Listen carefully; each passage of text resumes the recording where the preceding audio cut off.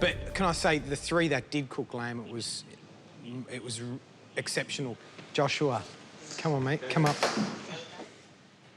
Rack of lamb. We're going to cook that quite simply, hot roasted.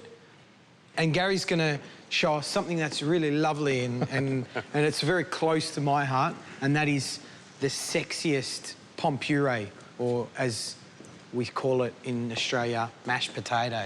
All right? There's 2 of those babies, and they run down... Turn around. They run down the back, right? So there's a backbone, that's it. Take a little bit of that fat off. The next stage is to remove a little bit of this connective tissue and chain, what we call a chain.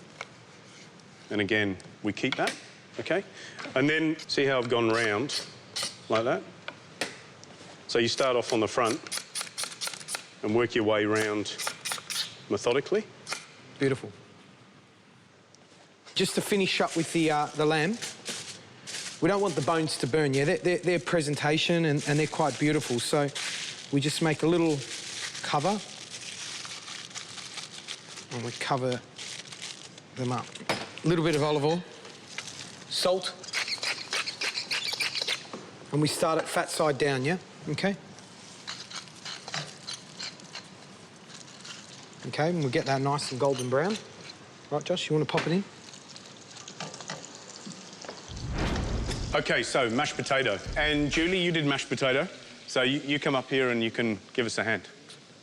Now, we've baked these on a bed of salt, all right? And the reason we've done that is because it pulls the moisture away from the potato. If you bake that straight on a tray, you end up with this little sort of hard, wet spot where the moisture's trying to go somewhere and doesn't go anywhere.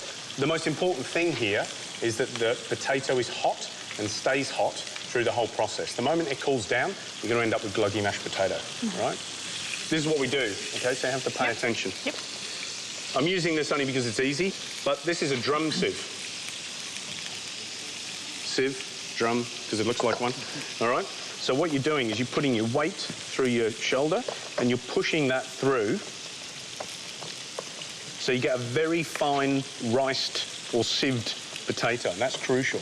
And you've got to work fast. See all that steam coming off? You've got to work fast when you do that. Milk, and you need to add a bit of heat to that. All right, so that comes up to the boil. And we're only going to use butter and milk, no cream, OK? This is the fat's coming from the butter, the flavour's coming from the butter, and we use a good unsalted butter.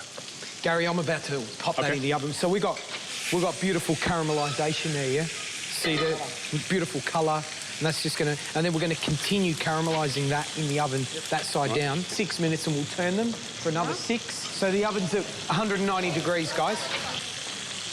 We'll rest it for half the amount of time we cook it for, OK? So if you cook something for 12 minutes, rest for half the amount of time, which is 6 minutes. Carve out. Mashed potato, or rice sieved potato, and then we're going to put the milk around the outside. Right, you're going to grab that whisk. Just put a little bit of salt in there. And then we're going to take a little bit of butter. Just a couple.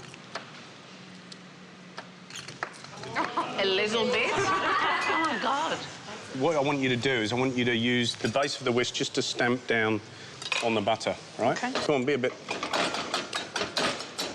Bit aggressive? Yeah, because what I don't want to do... Well, they're not that aggressive.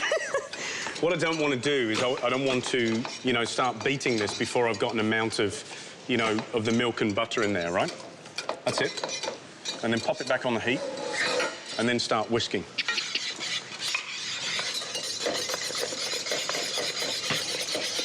Question from Poe? That was 2 potatoes? 3. 3 potatoes. Come on. 3 potatoes. 3 potatoes, and how much butter have you put in so far? Well, so far there's about 300 grams. Okay. And then we're going to add a little bit more, because I'm not sure there's enough in there.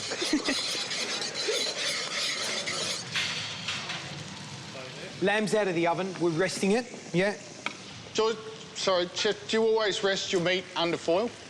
Yeah, you should rest it in a warm environment, yeah? It shouldn't be in a cold environment, OK? Resting it doesn't mean that you... Resting it is basically there so you're not losing any of its moisture. I'm going to make a quick sauce. All this beautiful little flavour in the bottom of the pan. And, you know, great restaurants, all those pan juices, they never go into the pot wash. They get used, OK? So a little bit of garlic and simple. Don't need to complicate it with lots of different vegetables, blah, blah, blah.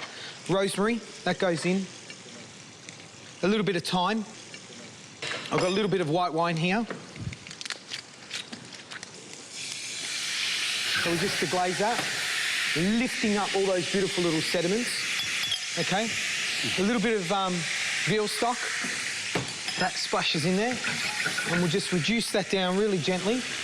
We make all of our stocks out of chicken bones at the restaurant, and the chicken wings, because think of it, we love eating chicken wings.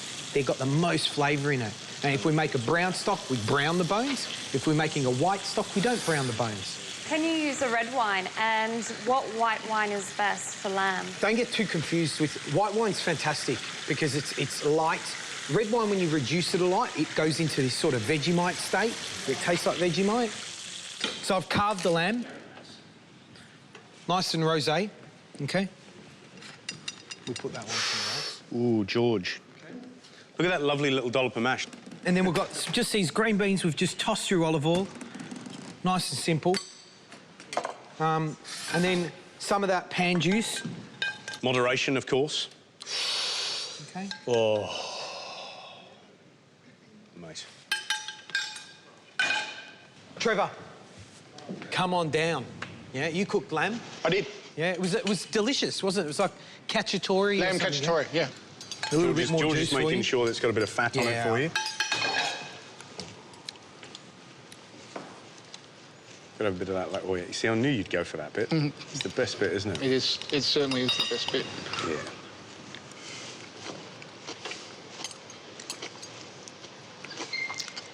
Does that make you happy, Trevor? Mine was better.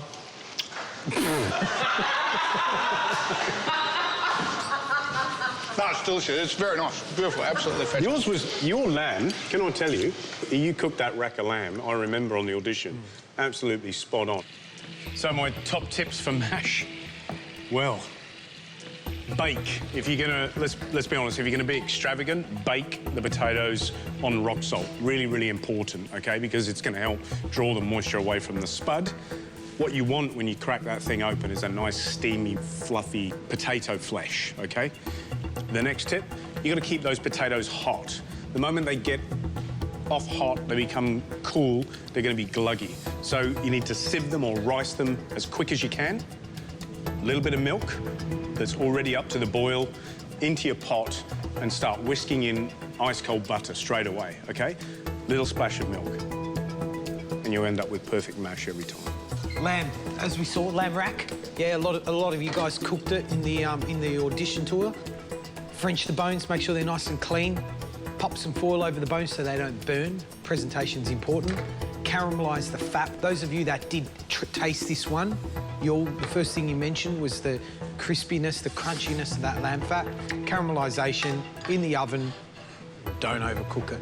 And one of life's little pleasures, mashed potato and gravy.